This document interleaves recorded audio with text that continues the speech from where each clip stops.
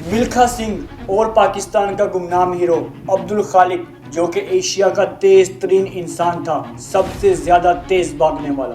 یہ بات ہے 1960 کی دہائی کی، جب پاکستان اور انڈیا کے حالات بہت زیادہ کشیدہ تھے۔ ان میں بہت زیادہ گرما گرمی پائی جاتی تھی اور پاکستان اور ہندوستان کے بارڈرز پر بھی بہت زیادہ کشیدگی پائی جاتی تھی۔ ان حالات کو نارملائز کرنے کے لیے اور بہتر کرنے کے لیے صدر ایوب خان نے 1960 میں پاکستان اور انڈیا کے درمیان گیموں کا انعقاد کیا، جنہیں انڈو پاک گیمز کا نام دیا گیا۔ ان انڈو پاک گیمز میں بہت ساری کھیلیں ہونی تھی اور انڈیا اور پاکستان سے بہت سارے ایتھلیٹس نے اس میں حصہ لیا تھا اور بہت سارے پلیئرز اس میں شامل تھے۔ ویسے تو یہاں پر بہت سارے کھیل ہونے تھے، لیکن پاکستان اور ہندوستان کے لوگوں کی نظریں 200 میٹر کی ریس پر تھی، جو کہ عبدالخالق اور ملکھا سنگھ کے درمیان ہونی تھی۔ پاکستان سے اس ریس میں حصہ لے رہے تھے عبدالخالق اور ہندوستان سے ملکھا سنگھ۔ کھیلوں کے آخری دن میں صدر ایوب خان نے بھی اسٹیڈیم میں آنا تھا، کیونکہ صدر ایوب خان نے آخری دن خود انعامات تقسیم کرنے تھے اور یہ 200 میٹر کی ریس بھی اسی دن ہونی تھی۔ پاکستان اور انڈیا پر سے بہت سارے لوگ ان کھیلوں کو دیکھنے کے لیے آئے۔ بہت سے لوگ اسٹیڈیم میں موجود تھے۔ اسٹیڈیم کھچا کھچ بڑا ہوا تھا، پاؤں رکھنے کی جگہ نہیں تھی۔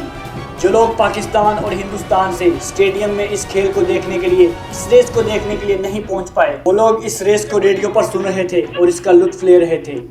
ایک گولی کی آواز سے اس ریس کی شروعات ہوئی۔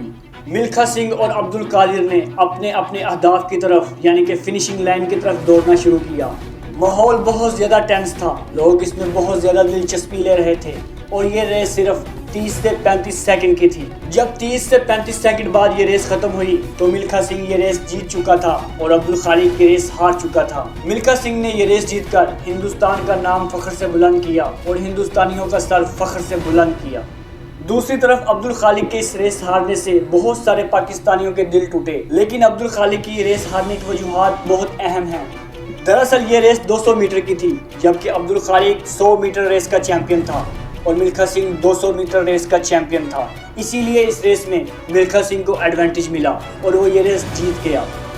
لیکن دیکھنے والوں کے مطابق جب یہ ریس پہلے مرحلے یعنی کہ 100 میٹر کے مرحلے میں تھی تو عبدالخالق بہت آگے تھا، لیکن یہ ریس جیسے ہی دوسرے مرحلے یعنی کہ 200 میٹر کے مرحلے میں داخل ہوئی تو عبدالخالق پیچھے رہ گیا اور ملکھا سنگھ آگے نکل گیا، کیونکہ ملکھا سنگھ 200 میٹر ریس کا چیمپئن تھا اور عبدالخالق 100 میٹر ریس کا چیمپئن تھا۔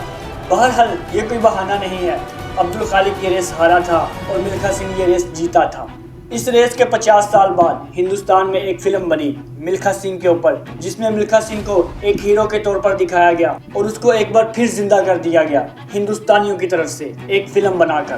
لیکن دوسری طرف یہ ریس ہارنے کے بعد پاکستانی ہیرو عبدالخالق بالکل غائب ہو گیا اور گمنامی کی زندگی گزارنے لگا۔ لیکن ایسا نہیں ہے کہ عبدالخالق ایک بہت کم درجے کا ایتھلیٹ تھا اور ملکھا سنگھ ایک بہت اعلیٰ درجے کا ایتھلیٹ تھا، ایسا بالکل نہیں تھا۔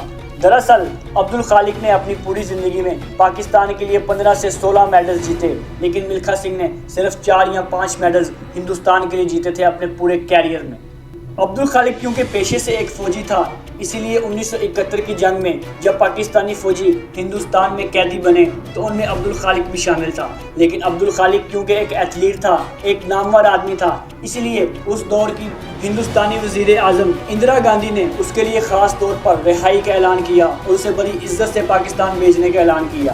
لیکن اس گمنام ہیرو نے، اس غیرت مند انسان نے یہ کہہ کر انکار کر دیا کہ میں اپنے جن فوجی ساتھیوں کے ساتھ گرفتار ہوا ہوں ان کے ساتھ ہی پاکستان واپس جاؤں گا، ورنہ میں پاکستان واپس نہیں جاؤں گا۔ یہ بھی عبدالخالق کی بہادری کی ایک مثال ہے۔ عبدالخالق کو پاکستانیوں نے بالکل بلا دیا اور کبھی یاد نہیں کیا اور 1988 میں عبدالخالق وفات پا گیا اور اپنے خالق حقیقی سے جا ملا، اور اس کی موت پر بھی پاکستان نے اس کو بالکل یاد نہیں کیا اور نہ پاکستانیوں نے۔